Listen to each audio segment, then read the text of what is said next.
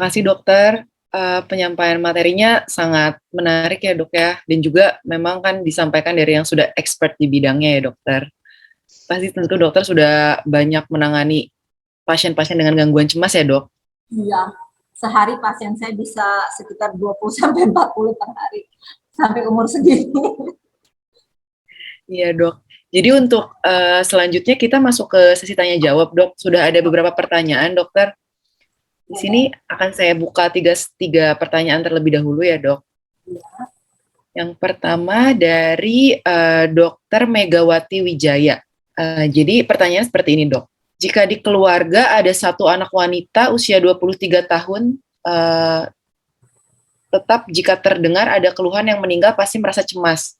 Apakah cemas ini termasuk patologis atau bagaimana dokter? Untuk yang kedua dari Krista Bella Julius, jadi pertanyaannya itu, saya sempat baca di beberapa literatur dan website tentang kecemasan, dan ada art terapi merupakan salah satu cara untuk melampiaskan kecemasan ya dok. Apakah itu sudah umum dilakukan dokter untuk di Indonesia sendiri?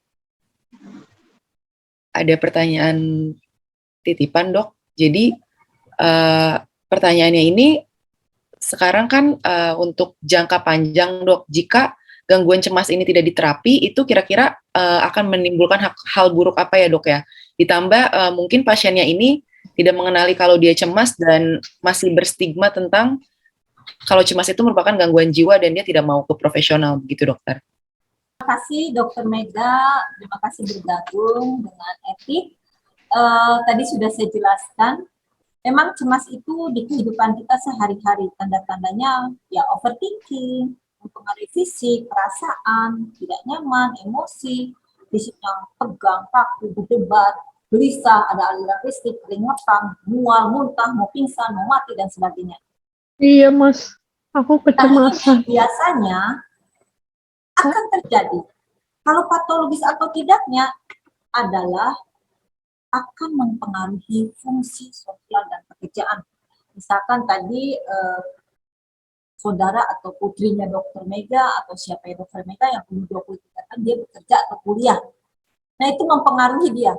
Dia tidak bisa kuliah, tidak bisa fokus. Dia malas, takut kalau ada yang meninggal, kalau dia pergi nanti kuliah ada kecelakaan. Nah, kalau sudah mempengaruhi fungsi sosial dan pekerjaannya, ini sudah patologis. Tapi kalau cuma saat dengar orang meninggal berdebar, saat itu beberapa saat, jam atau hari kemudian sudah membaik, ini tidak patologis. Terus yang tadi Vista, oke, art terapi, apapun jenisnya terapi, tadi konteksnya di Apple yang terakhir explore adalah melibatkan semua panca indera, itu akan mempengaruhi adrenalin menurun dan kecemasan cepat mereda. Art terapi dia fokus ya, pilih gambar, misalkan bunga, gak mungkin bunga hitam ya kan, dia akan fokus dong. Bunga harus merah, kuning, orange, atau dia gambar apa ya, gambar ayam, masa oranye ayamnya tidak kan? Nah itu bagus, kenapa? Dia akan fokus detail. Semakin melibatkan kognitif, visual, memori, apapun, ini akan merilis si cemasnya. Namun art terapi itu short term ya, pelatihan yang sesaat ketika cemas itu datang. Pengalihan ya, lebih pengalihan. Sedangkan yang terbaik adalah yang saya tadi anjurkan, latih memblok negatif thinkingnya, mengeksplor menggunakan sebanyak-banyaknya apa ya, realita, sebanyak-banyaknya modality yang kita sebut grounding. Art terapi boleh. Lama-lama misalkan kita cemas, kita gambar-gambar, itu cemasnya menurun. Cemas, gambar-gambar menurun. Akhirnya sense atau kadar adrenalin yang meningkat tidak tinggi, karena ketika meningkat kita alihkan, lama-lama kadarnya menurun dan kita lebih cepat otomatis mengatasi cemas. Oke, tadi ada yang dampak cemas kalau tidak diatasi dari awal. dia akan ke fisik atau ke psikologis. Ke fisik, misalkan cemas tadi. Ini nyata sekali, cemas meningkatkan adrenalin, mempengaruhi kerja jantung kita. Jantung berdebar lebih cepat, kerja jantung itu mompak terus, kalau sering cemas jadi berat. Jadi misalkan jantung ini sebesar telapak tangan kita, kalau kerja terus, kayak otot saya aja kalau saya latih terus jadi besar. Nah, kerja jantung jadi membesar, jadi struktur jantung makin lama akan lebih besar dan itu kurang bagus. Terus hormonal juga imbalance, mempengaruhi segala macam kerja organ lainnya. Karena faktor psikologis itu bisa mempengaruhi hal lain. Sering cemas tidak teratasi bisa drop, depresi, pikiran-pikiran buruk. Nah, ada komorbid penyerta dari gangguan mental. Kayak gitu dokter Niken. Udah mau jadi dokter. Amin, Dok. Baik, Dok. Ini masih ada beberapa pertanyaan, dokter. Apakah masih diperkenankan untuk bertanya, Dok, atau bagaimana? Boleh, boleh. Waktunya sudah berapa lama sih? Ini udah 1 jam, Dok. Ya, boleh sih. Boleh ya, Dok? Boleh. 3 lagi. Baik, dokter. Selanjutnya ada pertanyaan, dokter, dari partisipan atas nama Susi Nurhayati. Jadi, izin tanya, Dok, kalau kita banyak melarang anak-anak untuk melakukan sesuatu, misalnya melarang main yang adrenalinnya tinggi, apakah akan menimbulkan sebuah fobia nantinya? Kemudian yang kedua, dari Esther San, selamat siang, saya ingin bertanya, Kak, kecemasan yang dibentuk karena trust issue dengan masalah di masa lalu, bagaimana mengatasinya? Ketiga, bagaimana bila kecemasan disertai dengan depresi, bagaimana tata laksana yang harus dilakukan, dan apa tips yang bisa dilakukan pasien saat kondisi ini muncul tanpa bisa dicegah? Gitu, dokter. Oke. Tadi Susi larang anak yang adrenalinnya tinggi. Memang membuat anak, tergantung nih umurnya berapa. Kalau umurnya fase industrial, anak itu akhirnya tidak mau mencoba, tidak mau challenge. Jadi follower anaknya, udah dengerin, ikutin. Kalau anak di fase industrial dilarang, dia tidak. Kayak misalkan anaknya nih, misalkan sekolah kedokteran, wah punya ide nih, mengembangkan ini, mengembangkan itu, mengembangkan ini. Nah, ketika dilarang-larang, anak itu ya hanya sekolah kedokteran, ya hanya biasa saja.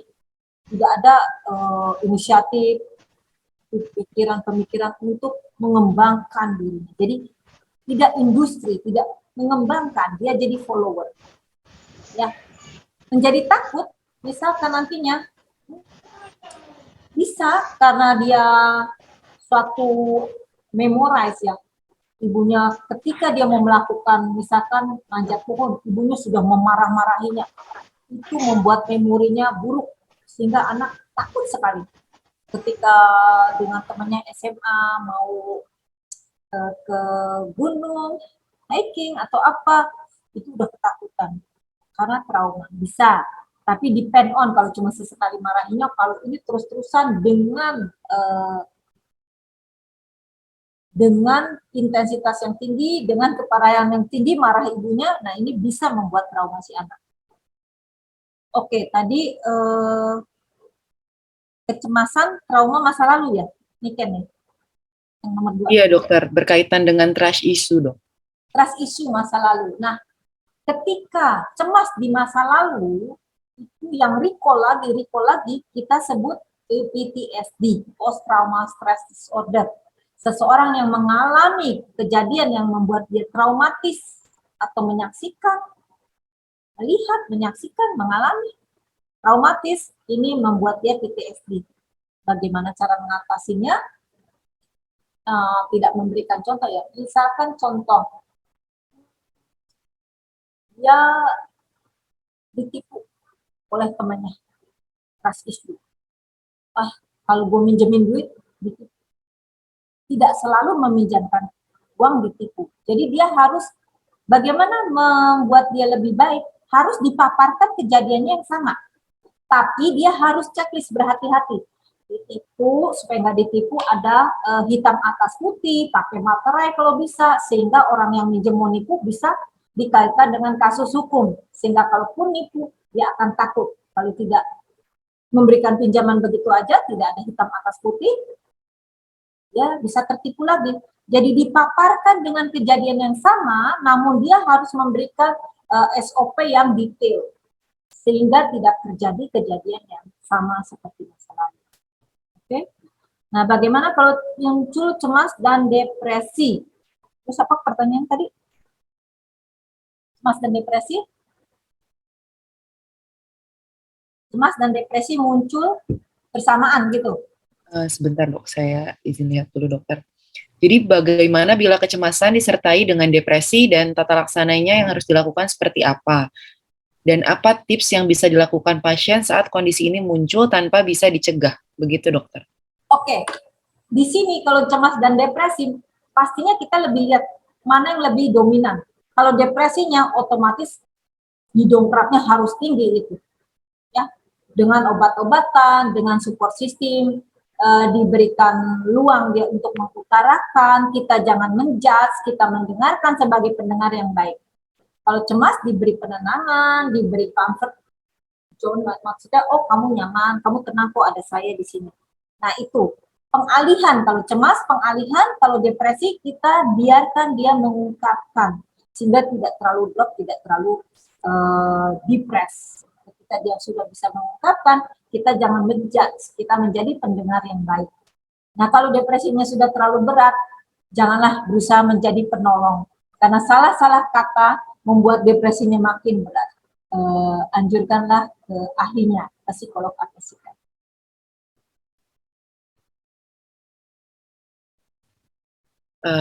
Terima kasih dokter, pertanyaannya sudah cukup dok, dan mengingat waktu juga sudah lebih dari 1 jam ya dok. Mungkin bisa di DM ya, di IG ya.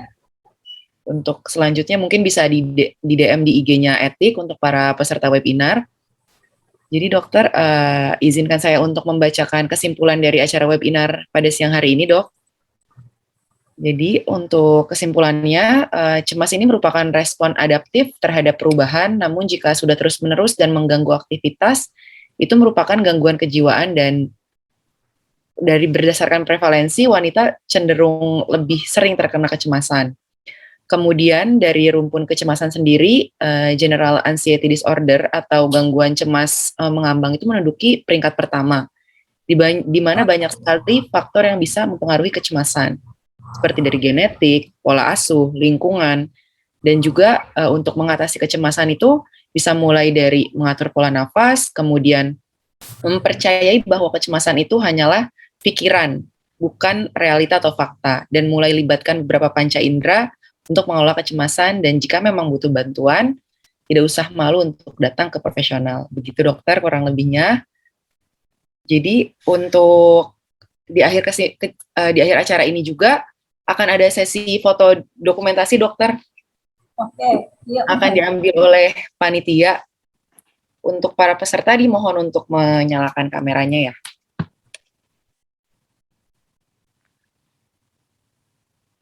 Dari panitia, apakah sudah mulai bisa diambil dokumentasinya? Oke, sudah bisa. Mungkin sambil menunggu semuanya on cam.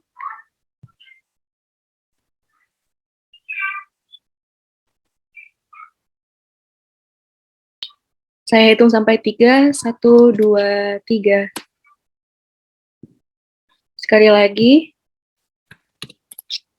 1, 2, 3. Sekali lagi. 1, 2, 3.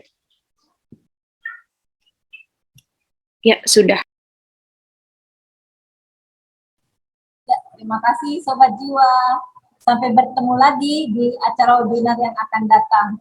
Semoga kalian sehat semua dan bisa beraktivitas dengan baik.